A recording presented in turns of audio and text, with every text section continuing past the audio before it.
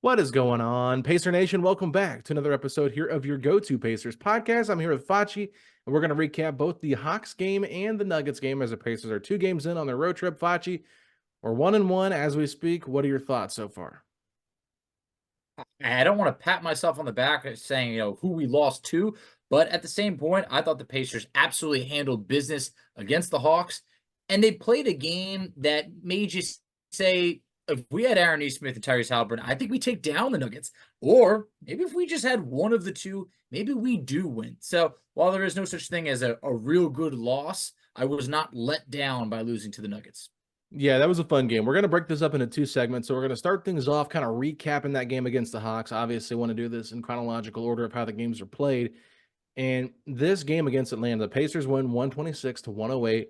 And it was once again another group effort. I believe it was 7 guys, 8 guys in double figures, Facci. Eight.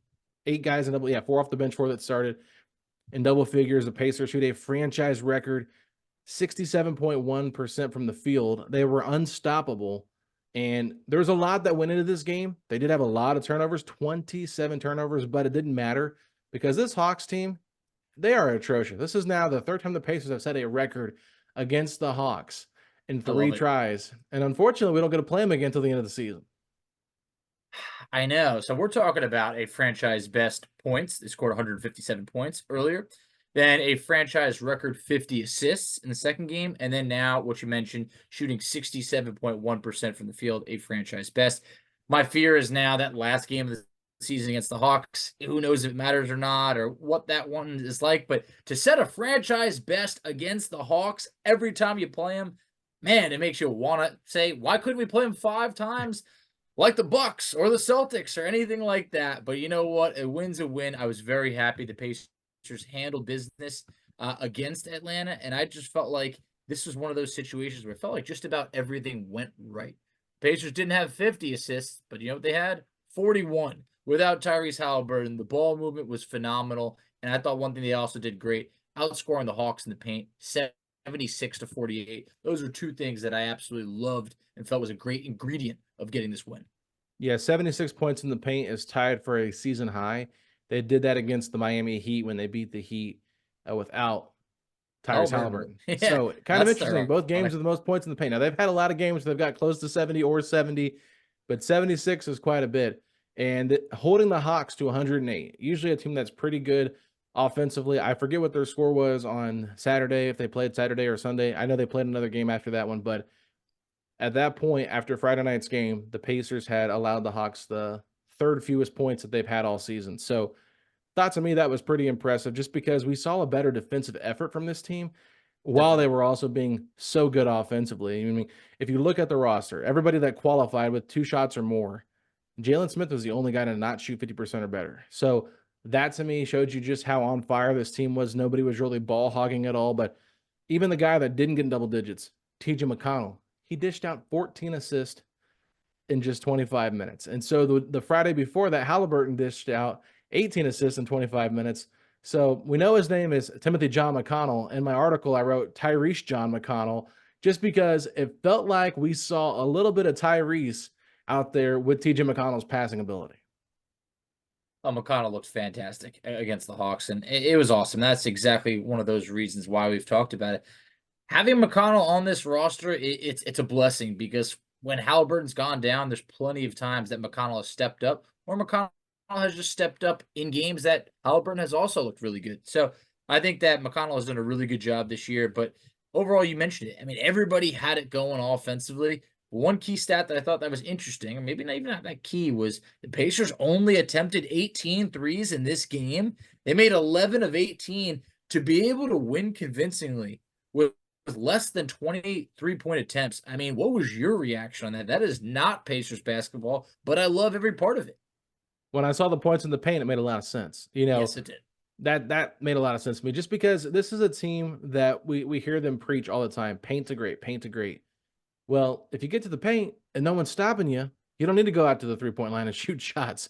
And unfortunately for this Atlanta team, they can't stop a nosebleed. I mean, this is one of the most pathetic defenses I have ever seen. Atrocious. They're a pitiful defensive team, and unfortunately, they take a step backwards in trying to defend the Pacers, the best offensive team in the NBA. So it does kind of make sense. But even without Tyrese Halliburton, man, it is it is quite wild to be how efficient the Pacers were against him. But if we want to talk about efficient, I think we need to go to the bench because the Pacers Yes. just dominated Atlanta's bench. Listen to this. They outscored them 73 to 26, out rebounded them 22 to 8, and had 25 assists to the Hawks 8. That's just incredible to me. It just felt like the Pacers' strength is really their second unit, and that's kind of what we saw last year a little bit. While Tyrese Halliburton is out, you're going to have to see this bench unit carry the team because I think if the starters can kind of stay afloat and just hang with the other team's starting five when they play against those second units, I think the Pacers' second unit can be that much more dynamic that they can pull out games and leads for the Pacers. When they're without Tyrese Halliburton. Just I mean, they've done it all year long with him, but I'm just saying they need it more now with Halliburton out because that bench is their strength in terms of having that equalizer, maybe not having as dynamic of a starting lineup with Tyrese sideline. No, it's true because you look at the starters out of the starting lineup. Aaron Nesmith led the starting lineup with 13 points. Yeah. But you look at the bench, you had Obi Toppin go a perfect 7 for 7 from the field for 18 points and 7 rebounds. Love seeing the rebounds there. Then you also had Buddy Hield with 18 points. You had Matherin with 15. All three of those players were extremely efficient. But I also think one guy that we got to give some credit to, and I know I'm jumping around a little bit, was Isaiah Jackson. I think just lately has just played really well. And in this game, he had 12 points, 5 boards, 4 steals, and 3 blocks. He did it on 6 of 7 shooting. There's the craziest stats out there. I saw he's the only player to ever have that stat line and shoot 85% or better from the field. I was like, they're just making stats up now. Like, this is such a random stat line, but it just shows how efficient Isaiah has been, but also being able to affect the game on numerous sides of the floor. The 4 steals, the 3 blocks. I mean, that is just fantastic, all in just 18 minutes. Yeah, I want to stay on Isaiah Jackson because in the second quarter, there was 2 plays pretty much back to back where he got switched on to Trae Young and he blocked Trae Young's 3-point attempt. And I think it was just a few possessions later, he ended up ripping the ball from Trae Young when he tried to drive on him. So I think that, Isaiah Jackson is displaying how good his athleticism can be for this team. And we've talked about it a little bit here on the podcast, just having a little bit of a difference between him and Miles and him and Jalen being so athletic, so bouncy. But there's not very many bigs that I think in the league that can hang with a dynamic offensive guard like Trae Young and not get burned. I mean, we've seen it happen from time to time, and I'm not saying that he could do that on a consistent basis. But if he gets switched into that and he can, at least give himself enough of a chance to recover where he could potentially block a shot, he's done that a handful of times this year where I don't know if he's necessarily blocked shots, but he's been able to close out really fast. And he might just be an inch or two away from blocking a shot. And I think that just kind of shows how athletic Isaiah Jackson is. And when he's playing like he's been playing, it's really, really hard to, take him out of the rotation despite how many players are playing well at that position. But, offensively, Facci, he is a very simple player. He sets screens and he lives in the paint. He's either going to be a roller or a lob threat. But I just feel like the growth we've seen from him from year 2 to year 3 is exponentially greater than what we saw from year 1 to year 2.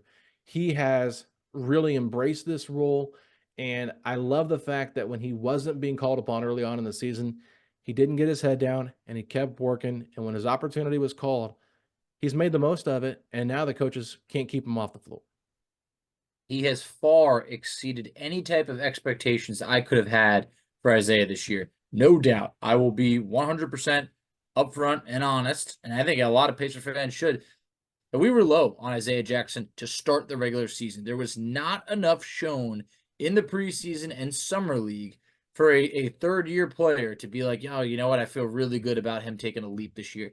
And it's been awesome. And I want to make sure that I'm eating my own words here because Isaiah has played that well. But yeah, the bench was fantastic. I just felt that everybody that got enough playing time was able to contribute. I think the starters were able to get some rest. No one played more than 26 minutes in this game. And just across the board, I felt like if only you could play Atlanta more times because the way they've also defended Trae Young this year is nothing short of spectacular. Trae Young, an all-star caliber player, 4 of 17 in this game, and he struggled mightily the last time that these teams met. So I just feel like you looked at this Hawks team, and it was just like they just look like they are just like spoiled milk. They have expired. You need to throw them out. I mean, it is really at that point. And it just, I think you had a great tweet. It was a couple days ago that it was this Hawks team was very reminiscent of the Pacers when Rick Carlisle stepped in here. And you looked at this, and you just went, they're past their deadline at this point. Mhm. Like it's just there is no saving them. And I thought that was a great analogy. Yeah, and I feel like Trey Young's kind of similar to Sabonis in the fact that you can only play one way with him. Yeah. So, we keep hearing about DeJounte Murray being the guy that could be traded. Maybe it's Trey Young. I don't think that's going to happen. I think they're too attached at the hip, and they had a deep playoff run with Trey Young. I think if the Yep. Pacers had an Eastern Conference Finals run with Sabonis, maybe they aren't as willing to move him. So I do understand that. And Trey Young's had a really good season. He's just not been very good against the Pacers. I think what is it, 8 of 35 over the last 2 games against the Pacers for like a -43, so it's been Ugh. pretty Jeez. ridiculous for him, but I I know that this Hawks team, they're gonna continue to try to figure things out and kind of retool this roster. We have an episode that came out today as well with Michael Scotto talking about, what the Hawks could do, but I just wanna give some credit to the Pacers defense because this is now Facci. At this moment, the Pacers have held their opponents under 120 points 7 times in the last 10 games, not including the Nuggets game. Now, if you want to include the Nuggets game, that'd be 8 of the last 11 games they've held opponents under 120 points, which is just really good to see because they've definitely embraced a new defensive scheme and it's working out for them. I pulled up these stats before the Nuggets game, so I want to go ahead and list them. So over the last 10 games when they were 9-1 in that stretch, 13th in defensive rating in the league. They were also Unbelievable. 8th in rebounding, Facci, ninth in steals, and sixth in blocks. So this Pacers team is in the top half of a lot of the defensive categories over the last 10 games. And I think that's definitely a huge part and the only real reason why I think they're actually in these games and winning these games. I don't care how good the offense is, they had to improve defensively. And those stats right there are proof of how they have. No, they truly have because we talked about it last time. I mean, they played the Hawks twice. They put up over 150 points in both of those games. They found a way to convincingly beat this Hawks team by scoring under 130. I mean, they Mhm. scored 126, but they gave up far less points. The first time they played Atlanta, they gave up, I think it was 152 or 153. Either way, I mean, you held them to 108. That is a big difference. So when you talk about they were 13th in defensive rating over the last 10 games, there was a span where the Pacers were last in the NBA, last in defensive rating, and we were like, man, we hope that maybe we could be a top 25, a top 20 unit. We have seen the changes, in my opinion, and there's no way to prove this. I just feel that that beatdown that the Pacers suffered against the Clippers, I feel like was just a massive eye opener. They lost that game 151 to 127. And I just feel like that had to have been a wake up call for this Pacers team. And I love what we've seen now. And I just feel like every person owned their role just a little bit more. And it's great to see. The Pacers are playing some of the best basketball that we could possibly ask for right now. And what we're seeing is even without Tyrese Halliburton, this team is not folding like a lawn chair. They took down the Wizards, they took down the Hawks, and I just feel like it doesn't seem that there's signs of a collapse or anything. Collectively, this group from 1 to 15 just feels better than previous years.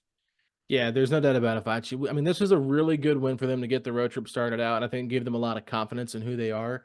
And we saw that kind of confidence carry over into the Nuggets game. So let's go ahead and take a quick break, and then we'll come back and touch on this Nuggets game. All right, Facci, we're back, and this was a tough one. The Pacers go on the road, play the defending champion Denver Nuggets. Bruce Brown gets his championship ring, and the Pacers are without Aaron Nesmith, a guy that played in the game against the Hawks. Obviously, no Tyrese Halliburton. Jarris Walker had just joined, but had been dealing with an upper respiratory infection. That's why he was not on the road trip to start out with. And then you have to include the altitude that always plays a factor in Denver, too. So Pacers lose this one by 8, and they were right there the whole time. Felt like a very competitive game, and a game the Pacers could have pulled away from if they would have just hit a few baskets here and there, but unfortunately just could not get over the hump. What were your thoughts on this game? I honestly, and maybe I'm crazy, I think if the Pacers have Aaron Nesmith, not even Tyrese Haliburton, they might win this game. Because you talked about it. The Pacers hung around. Every time it looked like Denver was gonna run away with it, here came a run from the Pacers. And I just felt like I don't wanna say I was happy with their effort in a loss, but I wasn't mad. There wasn't this is defending champs that we're talking about, and the Pacers lose this game by 8, and it's not one of those games where it's like, "Yeah, but it really wasn't that close, the score lied." Nope, the Pacers were at after the first quarter was tied. They trailed by 3 at halftime. They trailed by 5 going into the fourth quarter. So I felt like, you know what? Hey, the Pacers had opportunities, but there was a couple things that was interesting. The Pacers failed to score 30 points in any quarter for the Yeah. first time all year, and they gave up a season high near 65% shooting from Denver. That right over there, you gotta test the Nuggets, and I felt like the Pacers weren't able to test Denver as much as they had 4 players score 20 or more. I tell you what, that is a tough Denver team to play against. It I mean, they is, just do so many things so well. But one of the things I was most impressed with was just the shooting from Michael Porter Jr. of Facci. course. So smooth. 7-11 from three. I mean, it felt like every time he shot the three, it was going in, and he was wide open on a lot of them. And that's not really the Pacers' fault. I just think that Murray and Jokic, they draw so much attention that the Pacers really can't control either of those guys one on one. And Pacers got them in early foul trouble. It felt like, okay, they could take advantage of this, but it didn't really work out that way. And then DeAndre Jordan got in foul trouble. So that meant, of course, Nikola Jokic had to come back into the game. And when DeAndre Jordan fouled out, I was like, people are like on Twitter, like, yeah, kick him out of here. I'm like, no. DeAndre Jordan on the court is a Yeah, plus for the Pacers. We want DeAndre Jordan to play more than 7 minutes. Give him 15. Let him play the whole of entire fourth quarter. I don't care. course. Him getting technical fouls for setting illegal screens was just hilarious to me. But all I know is that this was a game where I was like, okay, the Pacers are doing okay. But one of the things that was interesting, we saw some incredible shooting from Obi Toppin in this game. 3 of 3 from 3, and he's been shooting the ball lights out.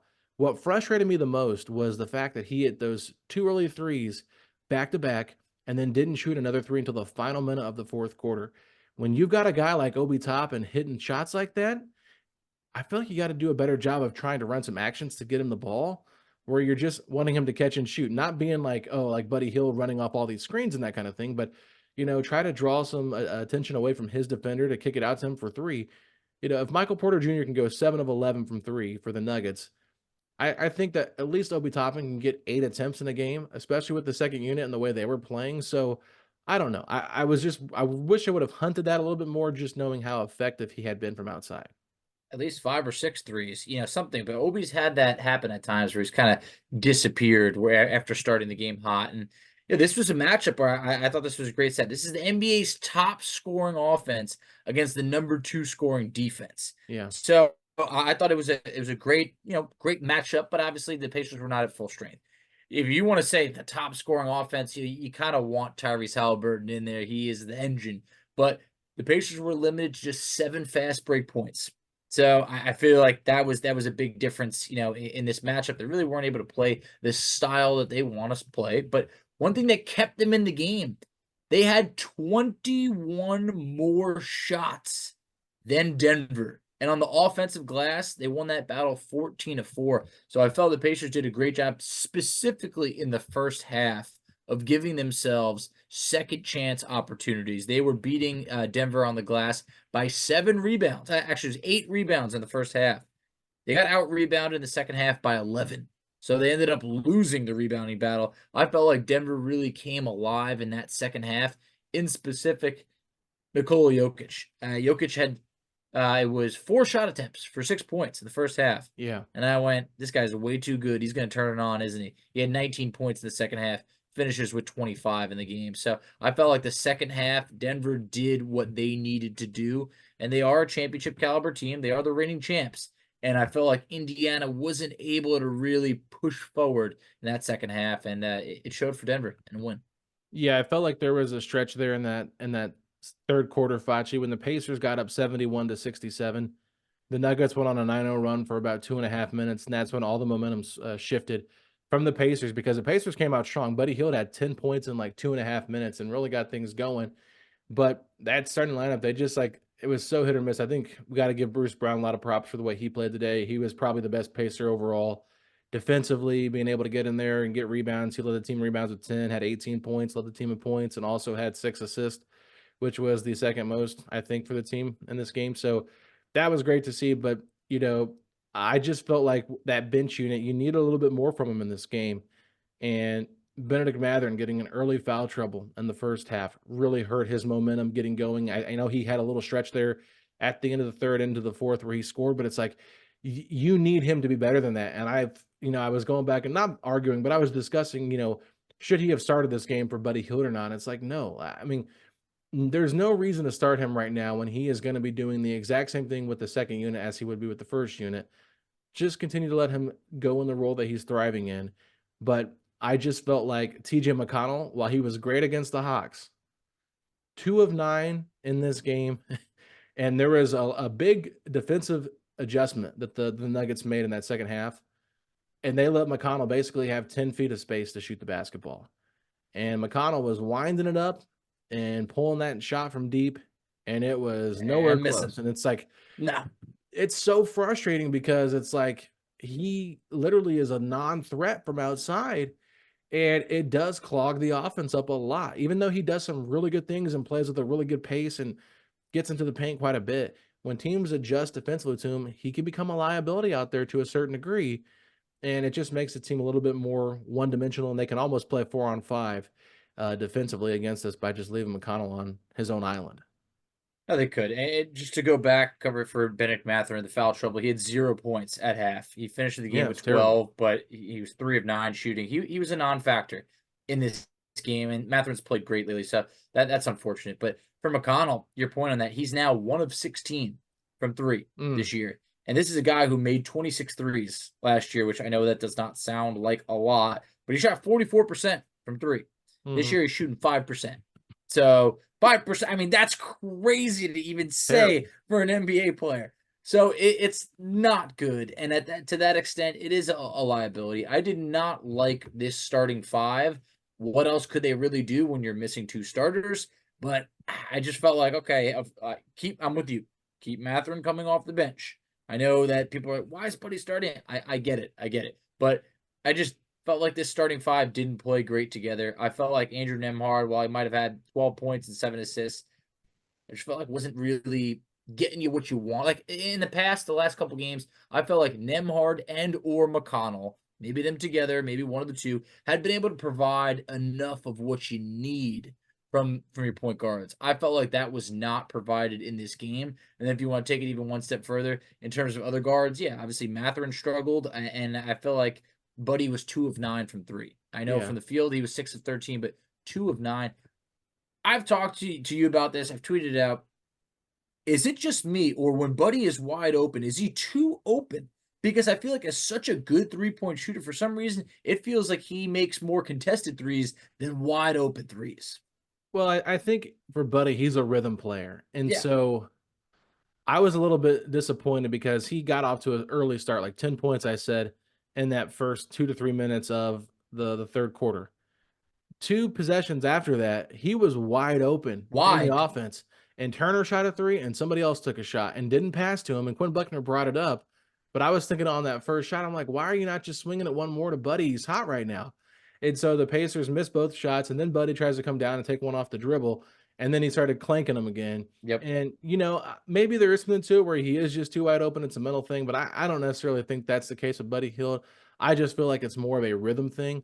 But I do want to go back to what you said about the starting five. I actually didn't think they played too bad in the first half because in that first quarter, they were right there with Denver the first 7 minutes of the game. And it Yeah. was like 18 to 16 or whatever before they made changes. So I was like, okay, they're hanging with them. I thought that we saw some of the advantage of the double bigs working in terms of helping them get more effective rebounds than they had been previously. So, Jalen Smith played pretty big, I felt like early on. And then in that third quarter, I mentioned it, they went on that 9-0 run the Nuggets did after the Pacers kind of got that 4-point lead. And that's when the starters were out there. So, it's not a group that I think you can rely on a lot for heavy minutes. And we haven't really seen that be the case. I mean, even against Atlanta, I think that out of the top 6 guys that played minutes wise, only 2 of them are starters. So it just kind of shows you like how balanced this team is, and there's not really like a set 5 versus another set 5. It's just like we've got Tyrese Halliburton, Miles Turner, and the other basically 6 to 7 guys in the rotation can start or not start. Like we can make the case for all of them. So I'm not really sold on anybody being like a legit starter or whatever. Like I don't think that's like how this team is built. But it does hurt not having Aaron Nesmith just because of the defensive abilities that he brings. And Buddy Hield's gotten better defensively, but at the same time, if you can probably limit Buddy's minutes and maybe, just imagine this. Aaron Nesmith takes all of Jordan Moore's minutes plus. I was That gonna get makes to a that next. difference. And I I'm not even trying to hate on Jordan Moore because I thought he I had a know. good game against the Wizards. He did. And everybody's freaking out like, oh, should have started Jarris or played Jarris over Jordan Moore. Really, guys? Come on. What have you seen from Jarris Walker this year that makes you feel like that would have changed the game? I think it actually probably makes it worse. I don't think Worrell was that bad defensively on ball, but he just had some really unfortunate shots that were not good and did kind of break some of the momentum up the Pacers could have had.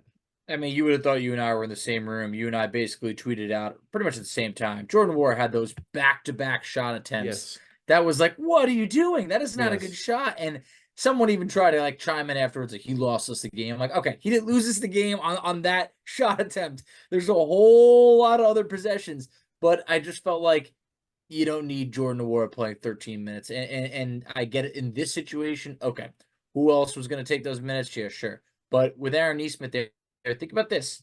The Pacers missed 7 free throws. Aaron Nesmith doesn't play. You had a couple free throws. Aaron Nesmith stops 1 or 2 possessions.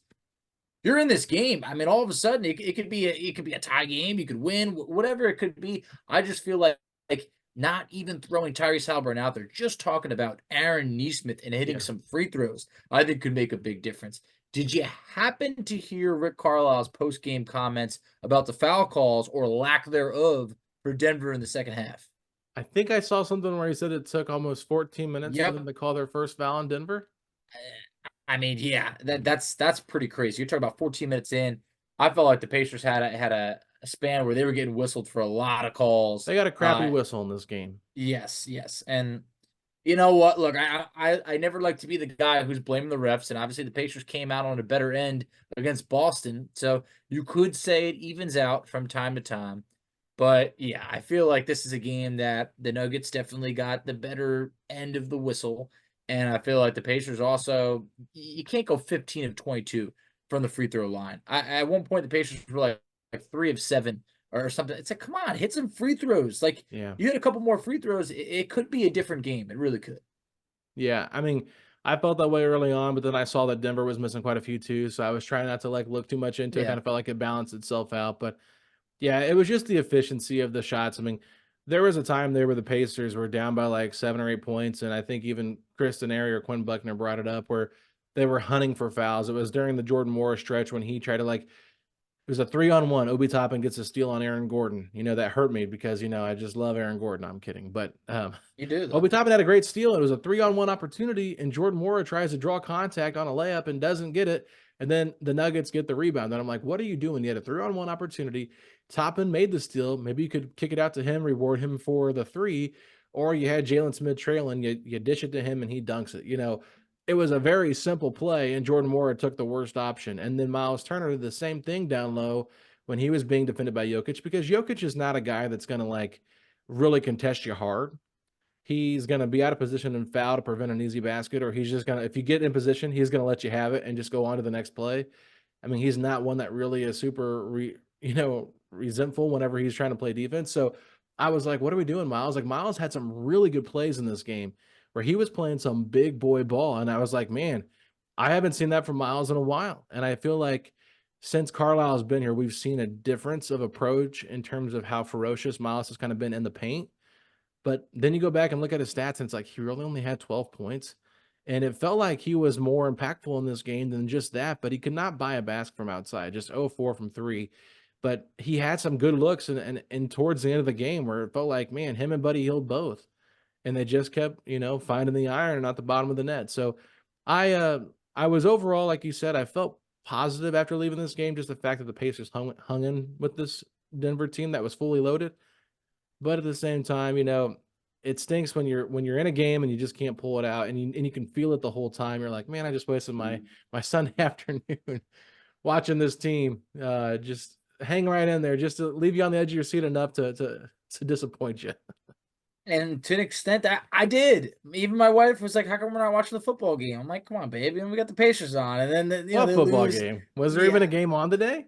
yes, there most definitely was. But it was a bad game. It ended up That's what I being a mean. bad game. That exactly. So in the end, I think this Pacers game was far closer than Green Bay versus Dallas. But at the same point for Turner, you talk about 12 points. He had 10 at halftime, just 2 in the Yeah, second half. I just feel like the Indiana needed more Miles Turner in this game. To your point before, hey, if Obi Toppin's got the 3-point ball going, he's 4 or 5. Why not keep feeding him the rock? Then also, you made a great point about Bruce Brown before. I saw you chirp back at someone. Someone was like, "Bruce Brown's awful. Like, get him out of here," or something like that. It's like Bruce Brown played pretty good. He yeah. did play good, It was on and Facebook, which I never get into, but they were like, "Can't stand Bruce Brown." I was like, "Why are these comments coming right now when he's got 14, 8, and 6 with a quarter and a half left to play, and he's like the leading scorer, leading rebounder, and assist man? What are we talking yep, about here?" shot 8 of 16, and it was just like crazy. Yeah, led us in like virtually every category, But you could tell that this one, like Bruce wanted this one a little bit more. Like you could just see it was like against his old team, the return to Denver, getting his ring. Like, you know what, I really want to show them, and it's like he did have a good performance. And I don't care what the plus minus says for in this situation because none of the starters really played well. But I just feel like I know from the eye test Bruce Brown had it going. He had 10 rebounds in a situation where your second lead, you had one other person have more than 4. Actually, yeah.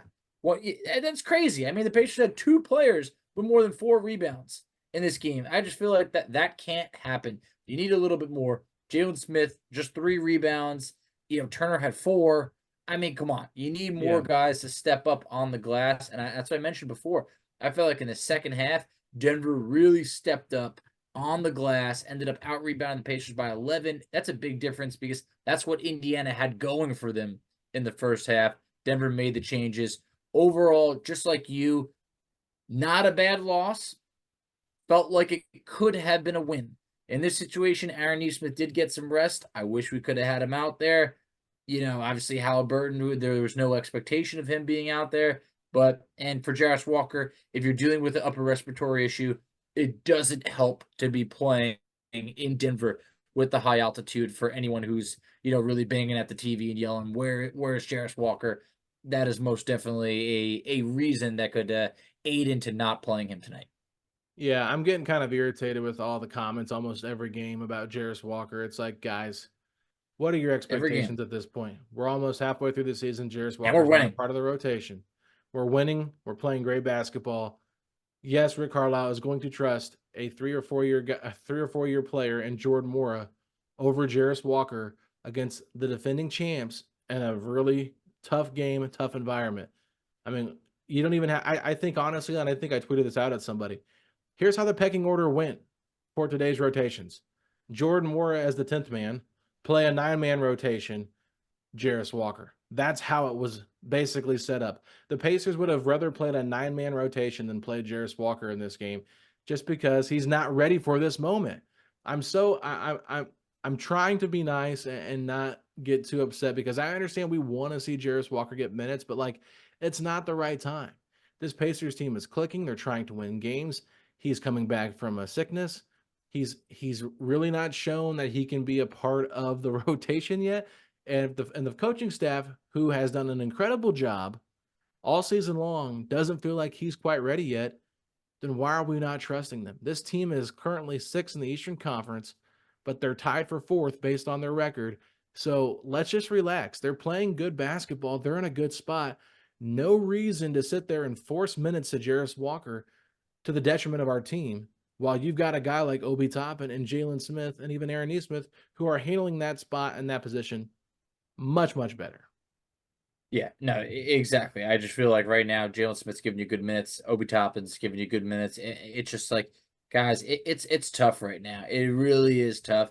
If the Pacers were not winning games, I understand. Yes. But we are ahead of expectations. We are. This is a team that right now if Halliburton doesn't go down, I mean, I feel great about this Nuggets game. I honestly, the way they're playing right now, if Halliburton was out there, I'd feel good against any team in the league. And I know that for some that could sound pretty bold. Does that mean we're going to beat everybody? No. But what it means is that we could beat anybody on any given night with this roster and a healthy Tyrese Halliburton. And I think that is something that we could not say the last few seasons. So for now, let's rest up a little bit and we're going to be all right.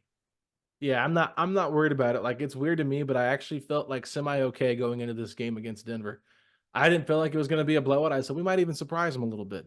I don't think it's because they're overlooking us. I just think it's because we're playing good basketball right now, and our bench has been our strength for so long. So I'm curious to see what happens, Facci, against Utah tonight when we play the Jazz. It's going to be an interesting game, just because I know this is a team that's been playing really, really good basketball as of late. We talked about this almost being like a scheduled loss because it's altitude back to back, but thankfully they had, some time in between games to at least travel and get there. Not a crazy long, travel. I think it's like 3 hours away from just driving, if I'm not mistaken, from Denver to Salt Lake. Maybe it's about 5 or 6. I can't remember, but I have made the drive before from Salt Lake City to Colorado. I just can't remember what part I went to, but it's not that far. They're close, right? So I think that it's going to be okay for the Pacers. They'll be all right. I hope that they can bounce back and just have a good night against Utah. And maybe they start shooting the ball well again, like they did against Atlanta. Maybe they